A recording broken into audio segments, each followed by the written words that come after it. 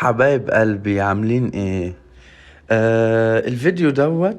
انا منزله ليكم عشان اقول لكم يعني كده واتكلم معاكم في موضوع وكم حاجة كده. اولا نصلي على النبي مع بعض ونذكر الله عشان ربنا يكرمنا جميعا، وابدأ في الموضوع المهم من البداية كده عشان ايه انا ما بحبش اطول عليكم. حبايب قلبي، انا الفيديو دوت منزله عشان خاطركم انتوا. اي حد هيعلق على الفيديو ده ويقول لي انا من المكان الفلاني، انا هاخد كاميرتي وهنزل على المكان اللي انت فيه وهصورك قدام بيكو وهنعمل فيديو مع بعض وهننزله على اليوتيوب. ودي الهدية الكبيرة اللي انا هعملها.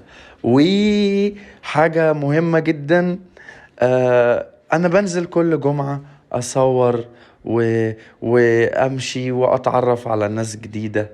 ويا جماعة انا ما باخدش فلوس في اليوم ده، اليوم ده فري. اليوم ده انا بنزل اصور الناس كلها، اي حد عايز يصور بصوره وفري.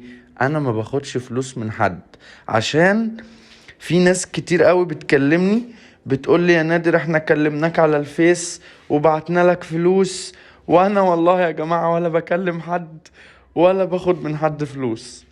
انا باخد من الناس فلوس اللي هي بتنزل كلاين معايا، الناس اللي هي نازلة تعمل سيشن. لكن انا لما بنزل اصور حد والله مش باخد منه فلوس.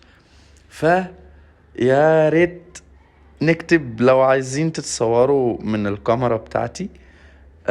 يا ريت تكتبوا لي انتم منين بالظبط وانا هاجيلكم في اي مكان في مصر. شكرا.